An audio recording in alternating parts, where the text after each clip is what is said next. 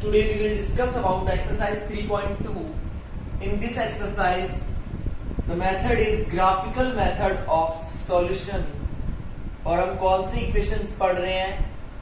Linear equations के pair, linear equation in two variables.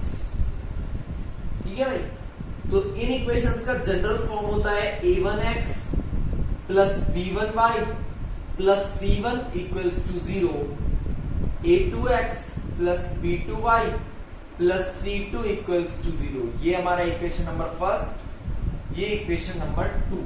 आपको दो ही इक्वेशन यहाँ पे मिलते हैं। तो आप जब भी ग्राफिकल मेथड यूज करोगे तो हमें सबसे पहले फाइंड करना होता है a1 upon a2, b1 upon b2 और c1 अपॉन c2।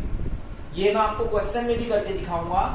आपको क्या फाइंड करना होता है? a1 upon a2, b1 upon b2, c1 upon c2। For example हमारे पास एक इक्वेशन है 2x plus 5y equals to 3 और 3x plus 6y equals to 9, या फिर 8 ले लेते हैं, कुछ भी ले लिया हमने। ये हमारे पास दो इक्वेशन है। तो देखिए a1 की वैल्यू क्या है? a1 की जगह पे क्या है? 2, a2 की जगह पे क्या है? 3। तो a1 अपॉन a2 क्या हो जाएगा यहाँ पे? 2 अपॉन 3। ऐसे ही b1 अपॉन b2 क्या हो जाएगा? 5 अपॉन 6। और ऐसे ही c1, लेकिन c1 कब होगा? जब ये इधर आ जाएगा। तो 3 को इधर लाएंगे तो -3 और 8 को इधर लाएंगे तो -8। माइनस से माइनस कट गया तो c1 अपॉन c2 की वैल्यू है 3 अपॉन 8। मतलब x का जो कॉफिशिएंट होता है वो होता है a, y का जो कॉफिशिएंट होता है वो होता है b, और एक न्यूमेरिकल जो वैल्यू बचती है वो होती है c। बट यहाँ पे दो इक्वेशन है तो a1 b1 c1, a2 b2 c2। ये वैल्यूज आपको फर्स्ट क्वेश्चन मिलते ही आपको ये वैल्यूज फाइंड करनी है। अब देखिए ग्राफ में क्या होगा? ये दो इक्वेशन है तो दोनों की कितनी लाइन बनेगी? दो लाइंस बनेगी। जैसे हमने 3.1 में लाइंस बनाई है, ऐसी एक क्वेश्चन में कितनी लाइन बनेगी? दो लाइंस बनेगी। तो दो लाइंस में क्या क्या कंडीशन हो सकती है? या तो दोनों एक दूसरे को कट करें, इनको बोलते हैं इंटरसेक्टिंग लाइन, या फिर दोनों एक दूसरे के पैरेलल हों तो इनको बोलेंगे पैरेलल लाइंस। या फिर ऐसा हो सकता है एक लाइन ये और एक लाइन इसी के ऊपर दूसरी। भाई एक लाइन तो ये AB और इसी के ऊपर दूसरी CD, इनको बोलते हैं कोइंसिडेंट। ये कैसी हैं? जो एक दूसरे के ऊपर रहती हो। तो ये तीन कंडीशन होती है हमेशा ग्राफ में। तो हमें कैसे पता चलेगा कि कब कौन सी कंडीशन आएगी? इस चीज के लिए देखो, हमने ये वैल्यूज फाइंड कर ली, ये सबको फाइंड करना आ गए। अब मैं आगे बताता हूं आपको। देखिए इसको समझना है पहले, फिर क्वेश्चंस में जब अप्लाई करेंगे तो आपको अच्छे से समझ में आ जाएगा। a1 upon a2, b1 upon b2 और c1 अपॉन c2। ठीक है भाई, ये वैल्यूज हमने फाइंड करी है।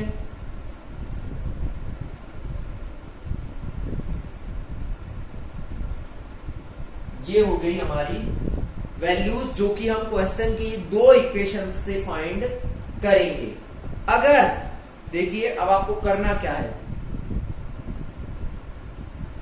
अगर इन दोनों रेशियोज की वैल्यू इक्वल नहीं आती है, पहले वाले दो रेशियोज की वैल्यू इक्वल नहीं आती है, तो लाइन होंगी इंटरसेक्टिंग लाइन। कौन सी लाइन होगी? Intersecting line. और इसका जो सॉल्यूशन होगा वो होगा यूनिक सॉल्यूशन, मतलब सिर्फ एक सॉल्यूशन होगा। इंटरसेक्टिंग लाइन कौन सी होती हैं? जो एक दूसरे को कट करें, तो वो जिस पॉइंट पे कट करेंगी वही पॉइंट इनका क्या होगा? सॉल्यूशन होगा। ठीक है भाई, सिर्फ दो में ही पता चल जाएगा, तीसरे को तो चेक करने की जरूरत ही नहीं पड़ेगी। तीसरे रेशियो चाहे इक्वल हो नहीं हो कोई फर्क नहीं पड़ता, अगर स्टार्टिंग के दो रेशियो ये भी 1/2 आ जाए और ये भी ये 2/3 आ जाए तो दोनों इक्वल नहीं है, और जब दोनों इक्वल नहीं होंगे तो दोनों की जो लाइन बनेगी ग्राफ में वो एक दूसरे को 100% कट करेंगी। तो ये एक रिलेशन है जिनको हमें ध्यान में रखना है। आपको तीनों लाइंस के लिए 3 रिलेशन मिलेंगे, तो मैं तीनों रिलेशंस बता रहा हूं। फर्स्ट आपका हो गया, if A1/A2 is not equals to B1/B2 then lines will be intersecting and solution will be unique solution. The second condition is when A1/A2 is equals to B1/B2 is equals to C1/C2 हो। जब तीनों ही ratio कैसे हो, equal, तो कौन सी line बनेगी, जो अभी मैं बता रहा था, कोइंसिडेंट लाइन बनेगी जो कि एक दूसरे के ऊपर होती है। कौन सी लाइन बनेगी, कोइंसिडेंट लाइंस बनेंगी, और इनके मैनी सॉल्यूशंस होते हैं, मैनी सॉल्यूशंस होते हैं। और थर्ड कंडीशन होगी जब ये दोनों तो इक्वल हो लेकिन ये इक्वल नहीं हो। फॉर एग्जाम्पल ये 1/2 ये 1/2 लेकिन ये आ जाए 2/3, तो ये दोनों तो इक्वल हैं लेकिन ये इक्वल नहीं है। इन दिस कंडीशन लाइंस कैसी होंगी, पैरेलल लाइंस होंगी। कैसी होंगी, पैरेलल लाइंस होंगी जो एक दूसरे को कभी भी कट नहीं करेंगी, और जब कट ही नहीं करेंगी तो फिर होगा नो सॉल्यूशन, उन लाइंस का फिर कोई सॉल्यूशन नहीं होगा। ये 3 कंडीशंस हमको ग्राफिकल मेथड में यूज करनी होती है, और आपके सिलेबस में जो अभी न्यू सिलेबस रिड्यूस हुआ है उसमें ग्राफिकल मेथड है, सब्स्टिट्यूशन भी है और एलिमिनेशन है। क्रॉस मल्टीप्लिकेशन मेथड को रिड्यूस कर दिया गया है तो वो हम नहीं पढ़ेंगे, सिर्फ 3 मेथड्स को हम पढ़ेंगे। तो ये आपका फर्स्ट मेथड है जिसमें आपको ये सारी चीजें ध्यान में रखनी है। तो हम इन्हीं पे डिपेंडेड एक्सरसाइज स्टार्ट करते हैं 3.2। So the first question is solve the following by graphical method. First of all we have to create equation, then we will solve it. 10 students of a class took part in quiz. तो total students कितने हैं, 10. If number of girl is 4 more than boys, हम light कर लेते हैं, boys कितने हैं x और गर्ल्स कितने हैं y।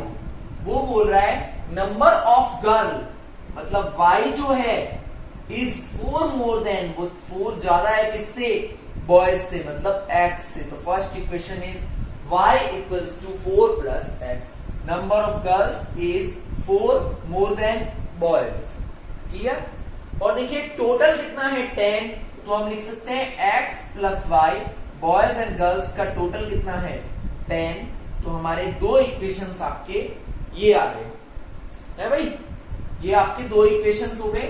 इनको मैं इधर लिख लेता हूं। तो फर्स्ट है x plus 4 equals to y, कोई प्रॉब्लम नहीं है। सेकंड है x plus y equals to 10। मैंने आपको बोला कि सारे इक्वेशंस में सब कुछ इधर होना चाहिए, इधर सिर्फ 0। तो x y को इधर लाएंगे तो minus y plus 4 equals to 0, x plus y minus 10 equals to 0। ये हमने इक्वेशंस को मॉडिफाई कर लिया, कुछ भी नहीं किया, सिर्फ सबको इधर ले लिया। तो देखिए x के साथ क्या मल्टीप्लाई हो रहा है 1, तो a1 की वैल्यू क्या है 1। y के साथ क्या मल्टीप्लाई हो रहा है -1, तो b1 की वैल्यू क्या है -1, और c1 की वैल्यू है 4। कोई प्रॉब्लम किसी को। हमारा जनरल इक्वेशन होता है a1x, तो a1 की जगह पे क्या है 1, b1y, तो b1 की जगह पे है -1, और c1 क्या है 4। ऐसे ही सेकंड इक्वेशन में आ जाओ। ठीक है भाई, सेकंड इक्वेशन देखो, ये तो फर्स्ट था, ये सेकंड इक्वेशन में a2 की जगह पे क्या है 1, b2 की जगह पे क्या है 1, और c2 की जगह पे क्या है -10। Is that clear. तो पहले इतना आप नोट कर लीजिए, मैं क्वेश्चन को इरेज कर रहा हूं। तो देखिए मैंने आपको बोला था ये वैल्यूज पता चल गई। अब आपको निकालना है a1 upon a2, b1 upon b2, c1 upon c2। So the first a1 upon a2, b1 upon b2, c1 upon c2, इसकी वैल्यू आएगी 1, इसकी वैल्यू आएगी -1 और इसकी वैल्यू आएगी 2 2 4, 2 5 10, तो -2 अपॉन 5। तो देखिए तीनों ही इक्वल नहीं है, तो हम लिखेंगे a1 upon a2 is not equals to b1 upon b2 is not equals to c1 upon c2। तो फिर कौन सी लाइन होंगी? इंटरसेक्टिंग लाइन होगी। फर्स्ट कंडीशन अप्लाई होती है, तो फिर कितने सॉल्यूशन होंगे? यूनिक सॉल्यूशन होगा, सिर्फ एक यूनिक सॉल्यूशन होगा। अभी तो हमें सिर्फ ये पता चला है कि कितने सॉल्यूशन होंगे और लाइंस कैसी होंगी। अब हमें ग्राफ भी बनाना है, तो ग्राफ कैसे बनाते हैं हम? इक्वेशंस का यूज करके। ये हमारी फर्स्ट इक्वेशन थी, ये सेकंड थी। आप कोई सा भी यूज कर सकते हो, जरूरी नहीं है यही करो, ये वाला पार्ट भी कर सकते हो, कोई प्रॉब्लम नहीं है। फर्स्ट इक्वेशन के लिए एक टेबल बनाइए, मैंने पहले भी बता दिया है आपको ये तरीका। तो एक्स वाई देखो, फर्स्ट में आप x की जगह 0 पुट करोगे तो y इक्वल्स टू आएगा 4। x की जगह 0 पुट करो, y इक्वल्स टू क्या बचेगा? 4। अगर x की जगह पे 1 पुट करोगे तो 4 और 1 5 हो गए, तो y इक्वल्स टू 5। आगे 2 पॉइंट ऐसे ही यहां करके देख लो। x की जगह पे आप 2 पुट करो या फिर 5 कर लो। x की जगह पे 5 करोगे तो देखिए 5 प्लस y इक्वल्स टू 10। 5 को इधर लेके जाओ तो y भी कितना आ जाएगा? 5 आ जाएगा। या फिर जिससे नहीं होता है इधर सुन लो फर्स्ट इक्वेशन का, x plus 4 equals to y, ये दे रखा है फर्स्ट इक्वेशन। पहले x की जगह 0 पुट करो तो 0 प्लस 4 इक्वल्स टू y, तो y कितना आ गया? 4, तो मैंने लिख दिया 0 4। अब x की जगह पे 1 पुट करो तो 1 प्लस 4 इक्वल्स टू y, तो y कितना आ जाएगा? 5, तो मैंने लिख दिया 1 और 5। ऐसे ही सेकंड इक्वेशन का देखता हूं। सेकंड इक्वेशन है x plus y equals to 10। पहले x की जगह 5 रख रहा हूं मैं, तो 5 प्लस वाई इक्वल्स टू 10, तो y हो जाएगा 10 माइनस 5, मतलब y भी कितना आ गया? 5। x भी 5 रखा तो y भी 5 आ गया। अब मैं x की जगह पे रखता हूं 4, तो देखिए x की जगह पे 4 रखेंगे तो y आ जाएगा हमारा 6, तो x की जगह पे 4 और y आ गया 6। अब हमारे पास दोनों इक्वेशंस की टेबल बन चुकी हैं। अब मैं पूरा ये इरेज कर रहा हूं, सिर्फ अब टेबल काम में आएगी, क्योंकि जब टेबल बन जाती है तो हम ग्राफ इजीली ड्रॉ कर सकते हैं। ये आपको ग्राफ वाली नोटबुक में करनी है 3.1 और 3.2। अब आप ग्राफ बनाओगे, x डैश, y डैश, तो देखिए 1 2 3 4 5 और एक्स्ट्रा ले लेता हूं मैं 6 और 7, और गर्ल्स की साइड ले लेता हूं 1 2 3 4 5 6 और 7। ठीक है भाई, माइनस हमारे काम आएगा ही नहीं, क्योंकि माइनस में हमने वैल्यू ली ही नहीं। अब देखिए फर्स्ट इक्वेशन की लाइन बनाते हैं। x पे 0 y पे 4, x पे 0 y पे 4, तो ये लाइन आएगा पॉइंट यहां पे। ये कौन सा पॉइंट है?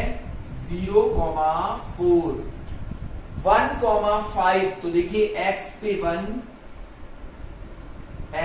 1 और y पे 5, तो ये पॉइंट आएगा यहां, और फर्स्ट वाली लाइन आपकी इस तरीके से बन जाएगी। बन गई लाइन। देखिए मेरे पास ग्राफ नहीं है, तो मैं सिर्फ एक आइडियल बना रहा हूं। आपको ये ग्राफ में करना है तो आपका परफेक्ट आंसर आएगा।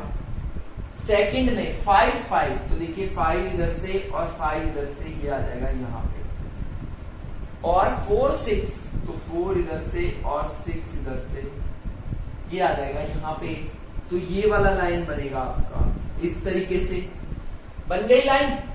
ये तो आपकी लाइन है कौन सी, सेकंड वाली, कौन सी, x plus y equals to 10 वाली, और ये है आपकी x plus 4 equals to y वाली लाइन। लाइंस पे आपको ऐसे भी लिखना है कि कौन सी लाइन कौन सी है। ये पॉइंट कौन सा था, 0,4, ये पॉइंट कौन सा था, 1,5, अच्छा ये पॉइंट कौन सा था, चलो पॉइंट्स को आप खुद लिख लेना, वैसे पॉइंट्स भी लिखने हैं। अब देखिए लाइन कहां इंटरसेक्ट कर रही है, इस पॉइंट पे, तो इस पॉइंट के कोऑर्डिनेट देखो, नीचे तो ये मैच करेगा किससे, 3 से, और इधर मैच कर रहा है 7 से, तो y का आंसर तो आया 7, x का आंसर आया 3। x किसको माना था, बॉयज को, y किसको माना था, गर्ल्स को, तो गर्ल्स तो कितने आ गए 7 और बॉयज कितने आ गए 3। ये हमारा हो गया आंसर। ठीक है भाई, इस तरीके से हमको इनको सॉल्व करना है। आपको पहले इक्वेशंस बनाने हैं, फिर a1 a2 b1 b2 c1 c2 की वैल्यू निकालनी है, फिर a1 upon a2 b1 upon b2 c1 upon c2 करके देखना है कौन सा रिलेशन आता है, नॉट इक्वल आते हैं या इक्वल आते हैं, कौन सा आता है वो चेक करना है। अगर सारे ही इक्वल आ जाते हैं, सारे नॉट इक्वल हैं तो इंटरसेक्टिंग लाइन, अगर सारे इक्वल हैं तो कोइंसिडेंट लाइन, और अगर ये दोनों इक्वल हैं ये इक्वल नहीं है तो पैरेलल लाइन। तो इस तरीके से आपको करके जहां इंटरसेक्ट कर रहा है वो पॉइंट आपका आंसर होगा। तो हमारा आंसर आ गया 7 और 3। ये था फर्स्ट पार्ट, और सेम इसी तरीके से आप लोग करोगे अब सेकंड पार्ट। इसके बाद वाले पार्ट्स ऐसे ही होंगे, वो मैं करवा दूंगा नेक्स्ट वीडियो में। ये आपको ग्राफ वाले नोटबुक में करना है। So thanks and have a nice day.